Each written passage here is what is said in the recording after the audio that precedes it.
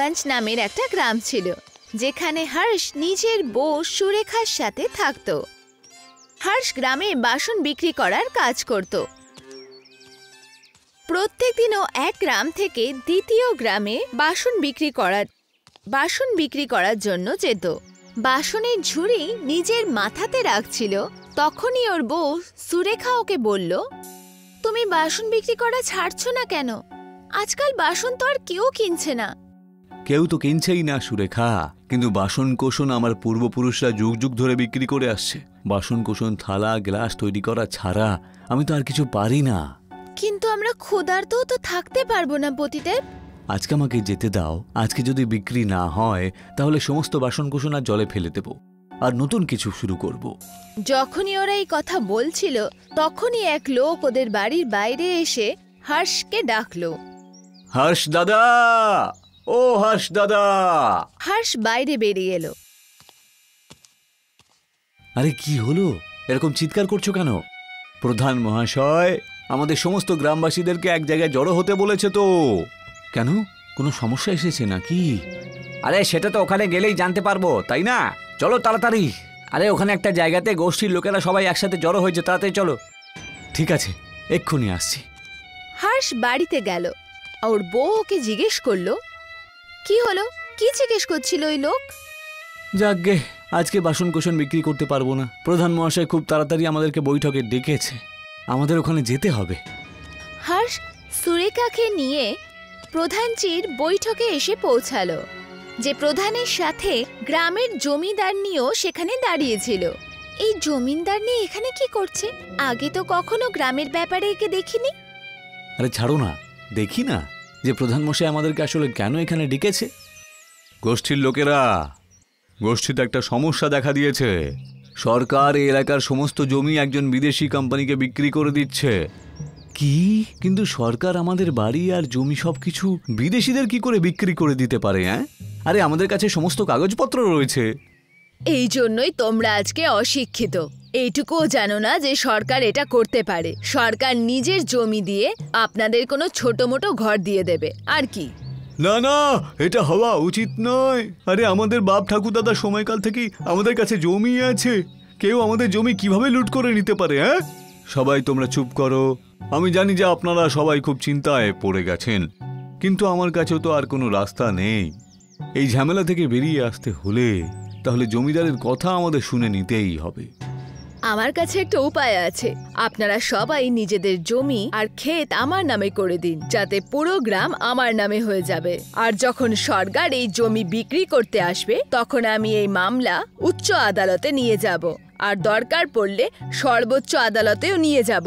কিন্তু আমি তোমাদের সবার ঘর কোনো বিদেশি কোম্পানিকে ছুঁতে দেব না, এটা আমি কথা দিলাম। কিন্তু এটা করা কি ঠিক হবে? হ্যাঁ, হতেও তো পারে এই জমিদার আমাদের বাড়ি আর ফিরিয়েই দেবেন আমাদেরকে। ঠিক আছে, দিও না, আর আমাকে যেতে দাও। তোমাদের বাবা ঠাকুরদারদের জমি সরকারের কাছে চলে যাক। গোষ্ঠীর লোকেরা, আমাদের কাছে আর কোনো রাস্তা নেই, তাই উনি আমাদেরকে যেমনটা বলছেন তেমনটা করতেই হবে। প্রত্যেক গ্রামবাসীরা এই কথা মেনে নিল, আর নিজের নিজের ঘর থেকে নিজেদের জমির কাগজ নিয়ে গুল্লুকে দিয়ে গেল। গুল্লু সব জমির কাগজপত্র জমিদারনিকে দিয়ে দিল, আর বলল, বাহ ম্যাডাম, বাহ বাহ, কি খেলা খেলেছেন আপনি। সত্যি এক এক করে গোষ্ঠীর সমস্ত লোকেদের জমি আপনি লুট করে নিলেন। সত্যি আপনার জবাব নেই।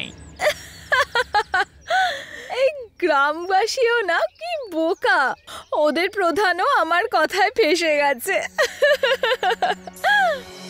কিছুদিন কেটে গেল, আর সব গ্রামবাসীরা দেখলো যে সরকারের তরফ থেকে কোনো সূচি এলো না। তখন প্রধানজি আবার গ্রামবাসীদের বৈঠকে ডাকলো। প্রধানজি, আপনার কথাতেই আমরা সব গ্রামবাসীরা আমাদের জমি আর ঘর জমিদারনির নামে করে দিলাম, কিন্তু সরকারের তরফ থেকে কোনো সূচনাই এলো না। এই কথাটা তো আমিও ভাবছি, কিন্তু এখনো পর্যন্ত ম্যাডাম দেখছি বৈঠকে আসেননি। যখন উনি কথা বলছিলেনই, তখনই জমিদারনি ওনার বৈঠকে এসে পৌঁছালো, আর ওনাকে বলল, চলো সবাই আমার ঘর খালি করে দাও, কারণ এই পুরো গ্রাম এখন আমার নামে। ঘর যদি না খালি করো, আমি পুলিশকে ডেকে আনবো। সব কাগজ আমার কাছে আছে। এটা আপনি কি বলছেন ম্যাডাম? এই যে প্রধান, বাড়ি খালি করো এক্ষুনি। কিন্তু আমরা যাবো কোথায়? যেখানে খুশি যাও, তাতে আমার কি, কিন্তু সবার ঘর খালি করে দাও, নয়তো ঘরে থাকার জন্য ভাড়া দেয়া শুরু করে দাও। 3 দিন আছে, শুধু 3 দিন। চল গুল্লু। জমিনদারনি সেখান থেকে চলে গেলেন। আর গ্রামবাসীরা চিন্তিত হয়ে গেল।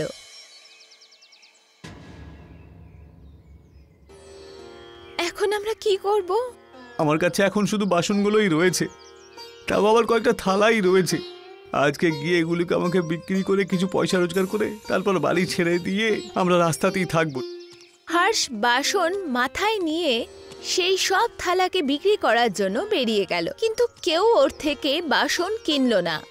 এই কারণে ও নিরাশ হয়ে জঙ্গলের রাস্তা দিয়ে ঘরে আসছিল। তখনই ও সেখানে একজন বৃদ্ধ মহিলাকে দেখতে পেল। কেন হচ্ছ এত চিন্তিত? এই সময় কি চিন্তা করার? কেন কাঁদছ ওর জন্য, যেটা তোমার কখনো ছিলই না?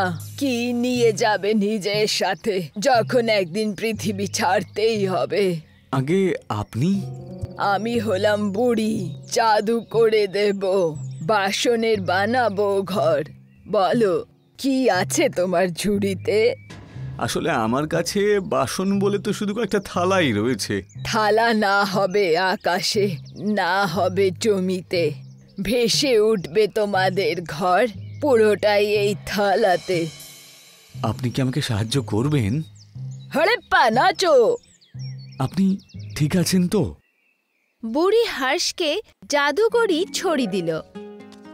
যা, গ্রামবাসীদের এই থালা দিয়ে আয়, আর তার উপরে এই ছড়ি ঘোড়া, আর এই থালা ঘরে পরিবর্তিত হয়ে যাবে, আর যেখানে চাইবে সেখানেই চলে যেতে পারবে। চল, এখন আমি আসছি। বুড়ি হঠাৎ করে ওর সামনে থেকে অদৃশ্য হয়ে গেল।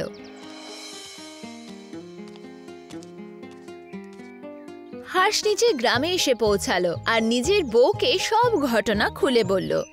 ও নিজের ঝুড়ি থেকে একটা থালা বার করলো আর সেটাকে মাটিতে রাখলো আর তার ওপরে ছড়ি ঘোরালো। যখনই ও ছড়িটা থালার ওপরে ঘোরানো শুরু করলো, তখনই সেই থালার ওপরে একটা বাড়ি তৈরি হয়ে গেল। সত্যিকারের ঘর এই থালার ওপরে হয়ে গেল, ঠিক এমনটাই যেমনটা ওই বৃদ্ধ মহিলা বলেছিলেন।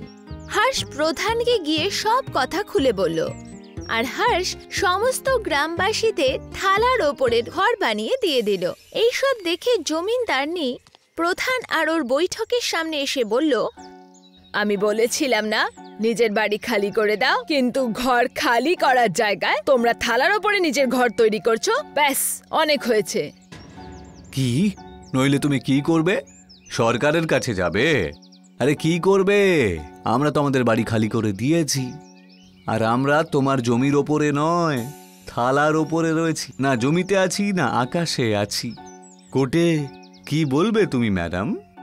যদি যাওয়ারই হয় তো যাও, তারপর আমরাও গিয়ে বলবো কিভাবে তুমি মিথ্যে কথা বলে সব গ্রামবাসীদের থেকে আমাদের জমি আর ঘর কেড়ে নিয়েছো।